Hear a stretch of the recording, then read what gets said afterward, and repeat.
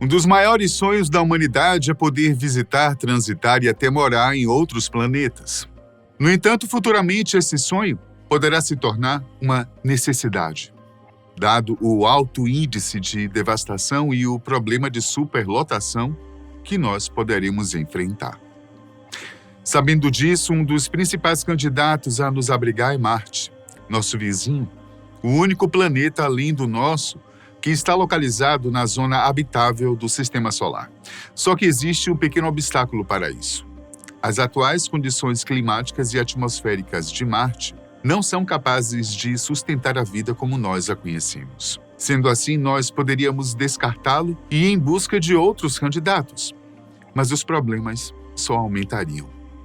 Provavelmente seria muito mais fácil tornar Marte habitável do que desenvolver tecnologias de viagem que possam nos transportar a longas distâncias em velocidades próximas à da luz.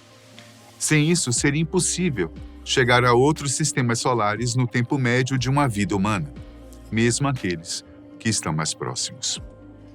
Mas como seria possível adaptar ou terraformar um planeta, isso é, torná-lo mais próximo das condições da Terra?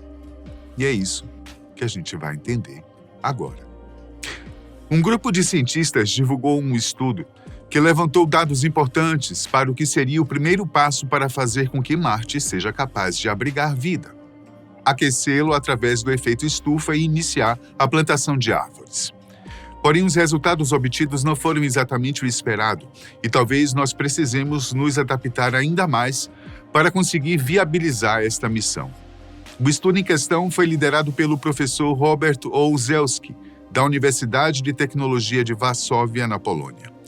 Ele, juntamente com um time de pesquisadores associados, fizeram um balanço de energia da superfície de Marte, analisando dados como a troca de calor entre a condensação e a evaporação do dióxido de carbono, a troca de calor com o subsolo e o transporte de calor pela circulação atmosférica.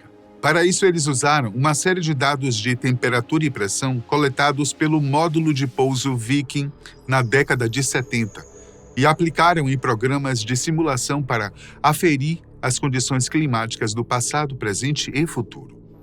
Os dados foram divulgados recentemente no Encontro sobre Astrobiologia e o Futuro da Vida, realizado no Instituto Lunar e Planetário de Houston, Texas.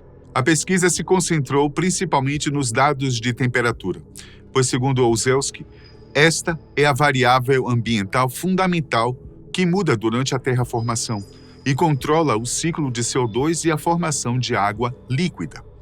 Existem outros fatores importantes, como os níveis de oxigênio, mas essa seria uma preocupação à parte, já que no início do processo o importante será aquecer o planeta, diminuir as variações de temperatura e conseguir manter a água em seu estado líquido, que é um princípio fundamental para o surgimento, desenvolvimento e manutenção da vida. Então, focando na temperatura, além de conseguir condições como as que acabamos de citar, um clima com dezenas de graus mais alto e menos flutuações diurnas, também seria preciso manter a estação de crescimento por pelo menos 110 sóis, isto é, dias marcianos, que são ligeiramente maiores dos que os nossos. É importante prestar atenção neste quesito, pois os movimentos do planeta vermelho não são exatamente iguais aos nossos.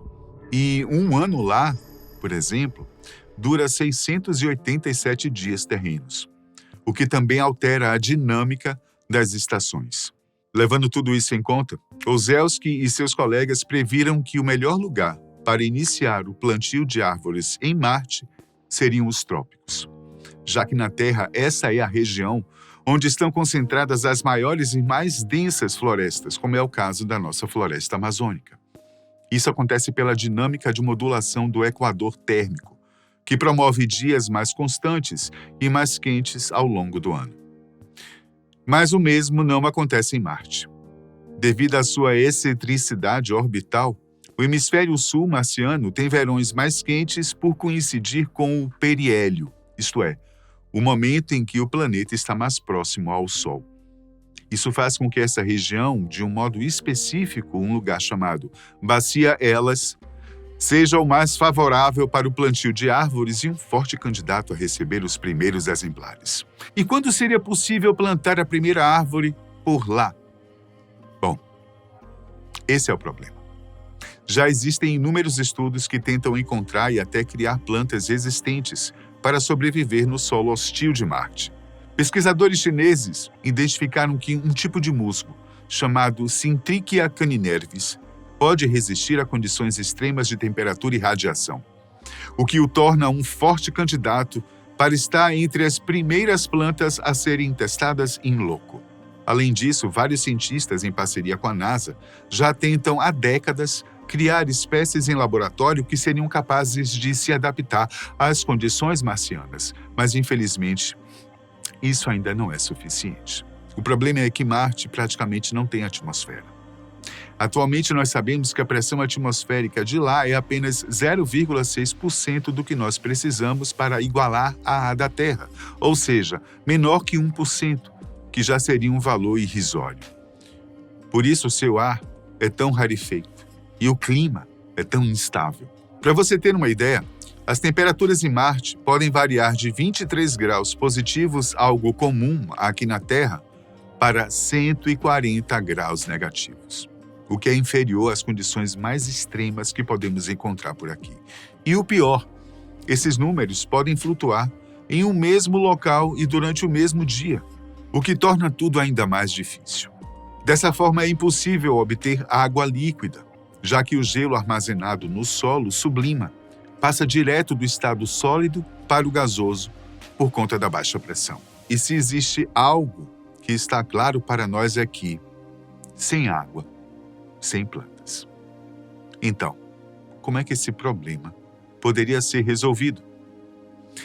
Talvez o primeiro passo seja aquecer o gás carbônico congelado nos polos marcianos, produzindo um efeito similar ao do gelo seco e liberando um dos principais gases responsáveis pelo efeito estufa na atmosfera. Contudo, isso nos daria apenas 1,2% do que é necessário para construir uma atmosfera terráquea.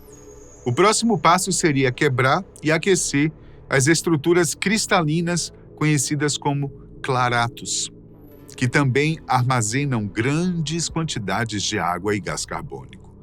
E isso nos leva a um percentual de 2,7%.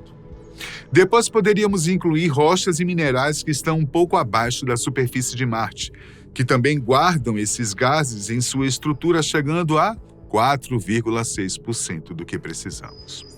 Em resumo, apenas os recursos presentes no planeta vermelho não serão suficientes. O mais provável é que nós tenhamos que capturar asteroides e alterar o seu curso para colidir com Marte, liberando os gases presentes neles há milhões ou bilhões de anos.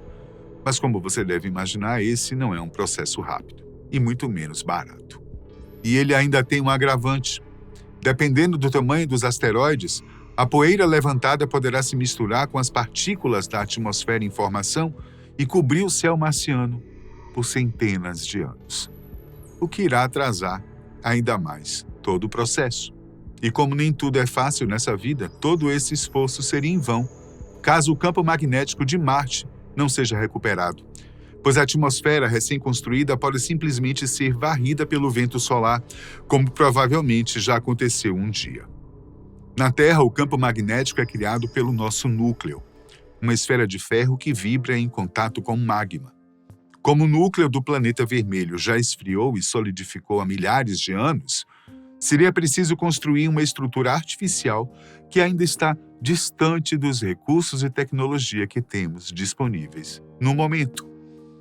E por mais que seja possível criar ou preparar alguns tipos de plantas para sobreviver em estufas, é impossível pensar em um futuro em Marte, sem antes considerar os meios e condições para cultivar plantas maiores como as árvores. São elas que ajudam a controlar a temperatura do planeta, a dinâmica de chuvas, além de serem essenciais para outras formas de vida. Enfim, seu papel não pode ser substituído por outros tipos de vegetação. E se não podemos considerar um futuro em Marte sem a existência de árvores, quem dirá um futuro aqui, no planeta Terra? Já passou da hora de acordar. Até a próxima.